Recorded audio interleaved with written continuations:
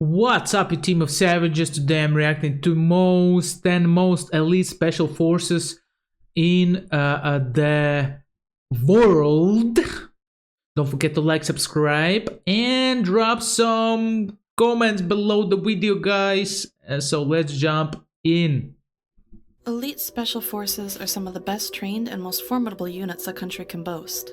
Whether emerging from the water to silently take out guards, or storming a plane to rescue the hostages and eliminate the hostage takers, Special Forces take on some of the hardest missions and live some of the most secret lives in the military world. These troops are the ones that states look to in order to get the job done. Let's get started. For sure. Black Storks, Pakistan. The Special Service Group, SSG, is better known in the country as the Black Storks because of the commando's unique headgear. Their training reportedly includes a 36-mile march in 12 hours and a 5-mile run in 50 minutes in full gear. What? Only about 5% of recruits make it through to the Pakistan SSG due to the tough nature of this 9-month training course. I wonder why only 5% make out. Which also includes extensive hand-to-hand combat and an airborne school. The Black Storks are trained for a variety of environments, including mountain, desert, jungle, and underwater. During the early Cold War, they trained and served alongside U.S. Special Forces, and more recently, the Storks have focused on local anti-terrorist operations, counterinsurgency, and intelligence collection. In October 2009, the commando stormed an office building and rescued 39 people taken hostage by suspected Taliban militants after an attack on the Army's headquarters. Man. JTF-2, Canada. JFT-2 stands for Joint Task Force 2, and it's the jewel in the crown of Canada's Special Forces. They deployed to Vancouver in 2010, ready to intervene if terrorists took aim at the Winter Olympics. This group is trained to handle chemical, biological, radiological, and nuclear threats against the worst-case scenario, when a terror strike proves more than local police forces can handle. It's a unit that can be deployed against a wide spectrum of issues or crises, and it can be very low signature. Created in 1993, JTF-2 expanded to several hundred members following the 9/11 terrorist attacks, and has the most confirmed kills of terrorists in the world, having killed over 100 top-ranked Al-Qaeda members. Wow. Almost all of its operations are shrouded in secrecy, and in some cases were even unknown to the Canadian government. Listen, nowadays it's not possible to have a country without the special forces because of the terrorism. Basically, any country that doesn't have special forces will be manipulated by the terrorism. There's no way around it, you know. So to stop them, they need like special forces, you know. Let's go, baby. Alpha Group, Russia. Now, what about Spetsnaz? Well, to keep it simple, Spetsnaz is a general term for all Russian special forces. Within the Russian special forces, Alpha Group is as bad as they come.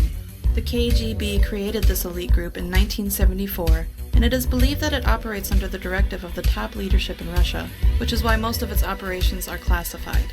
This force came to fame during the invasion of Afghanistan, during which members of Alpha stormed the presidential palace in Kabul, killing everybody in the building in the blink of an eye.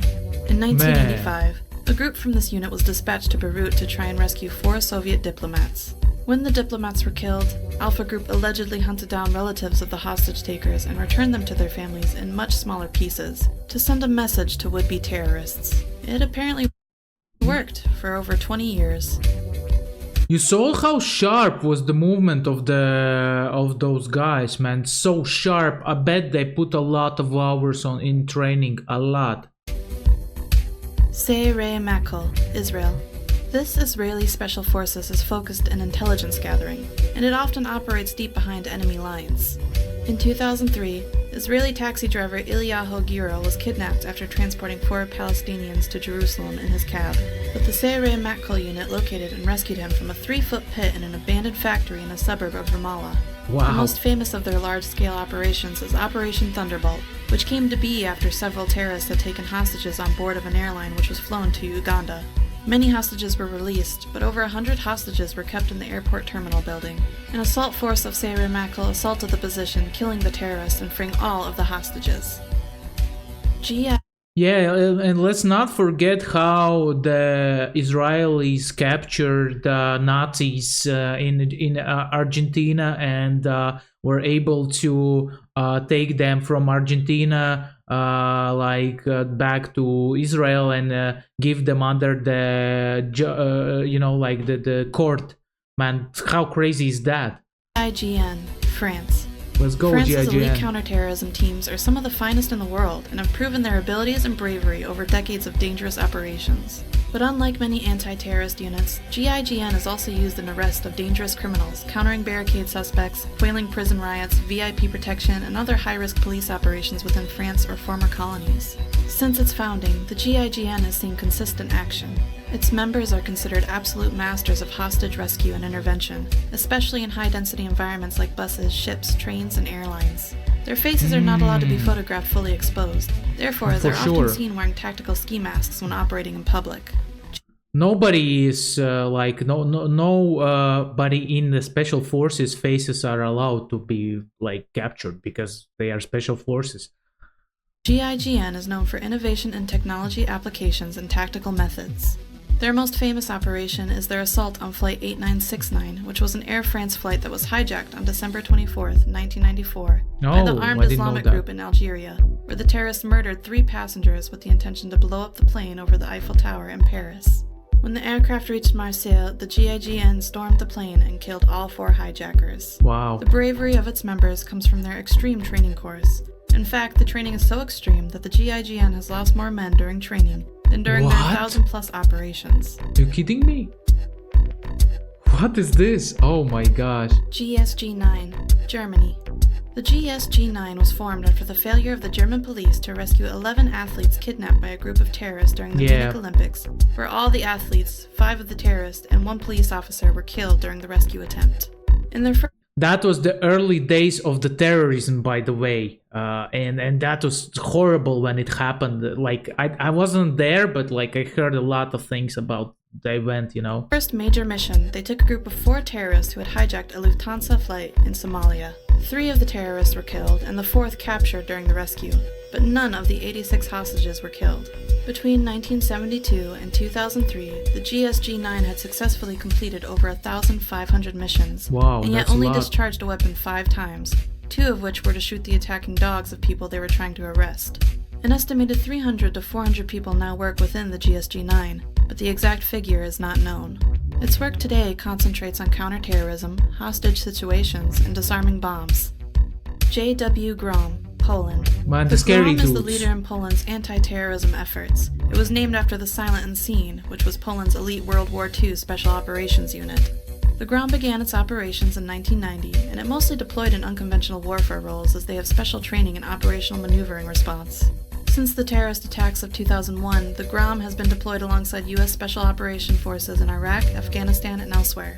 During this time, they have developed a close working relationship with the U.S. Navy SEALs and have a well-earned reputation of being one of the fiercest and most competent special forces on the planet. Their training includes a variety of disciplines. All of the soldiers undergo the same specialized training in anti-terrorism and special operations, as well as frogman, sniping, and parachuting. In 4-man teams, each soldier must be prepared to assume the respective responsibilities of his colleagues should it become necessary.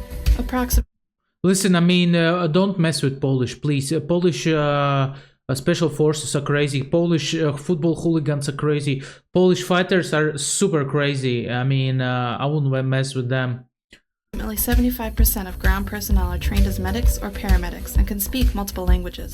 In addition, each group is supported by several professional physicians. Navy SEAL Team 6, USA. You knew these guys were going to have to show up sometime, didn't you? The SEALs are an American Special Forces group created in 1962, which have achieved near mythical status. This is, in part, thanks to Operation Neptune Spear, the mission in which SEALs killed Osama bin Laden, the leader of Al-Qaeda in 2011. One interesting fact about this mission is that the aircrafts used in the raid were from Area 51.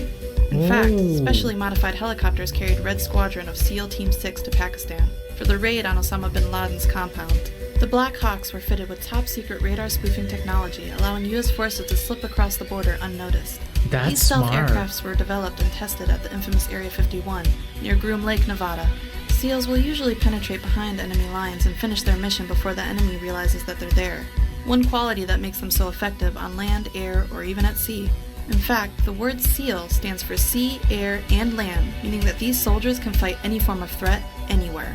The physical and mental strength required to make it in this force is ridiculously high. Training takes over a year, and most applicants can't even get past the physical qualification test, which involves a lot of swimming, push-ups, sit-ups, and running, all accomplished in a very strict time limit.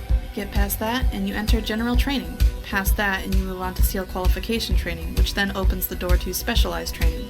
All of this ensures the SEAL members are physically and mentally as tough as nails and capable of undertaking the most difficult operations in the world, wherever that may be.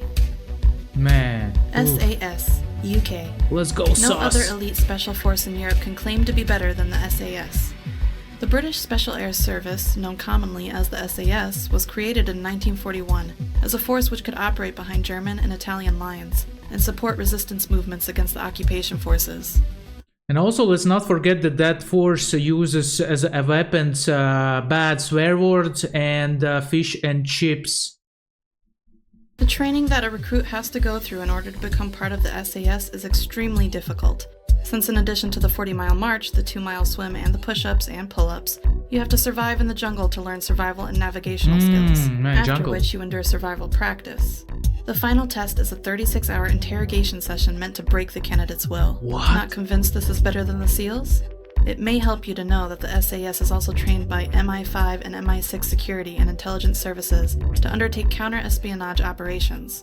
It's like having a SEAL and James Bond all rolled into one. Their insignia bears the phrase, "Who dares wins."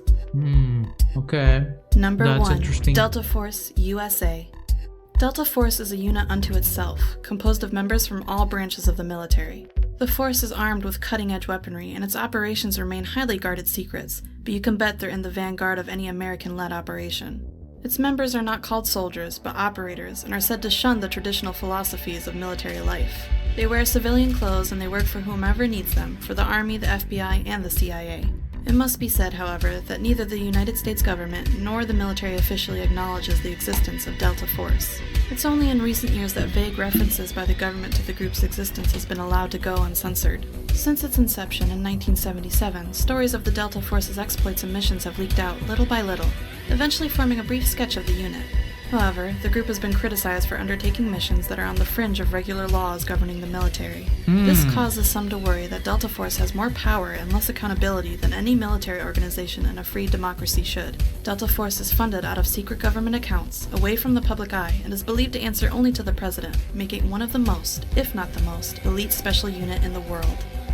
Wow, that was interesting. I mean, Why one of the most when we ranked it Let's as number finish 1, it you might first of ask? all. Well, after all, the most elite special forces are the ones that are so secretive that no one knows about their existence. for sure. Thanks for watching. If you enjoyed the video, I mean, wow, I'm shocked about the Delta Force. I would never expect that they are like under the president, you know, and they are like financed by these secret funds. Man, I mean, it's like basically American president special squad. You can call it like that. Trump, you know, like, or like Biden will send somebody, you know, we need Delta squad to clean out these enemies, you know, man, and just make a call and they are on the way to kill, you know. Wow, that's crazy. But like, well, every leader back in the day and nowadays probably has their own little like assault squad, I guess, or bodyguards for sure.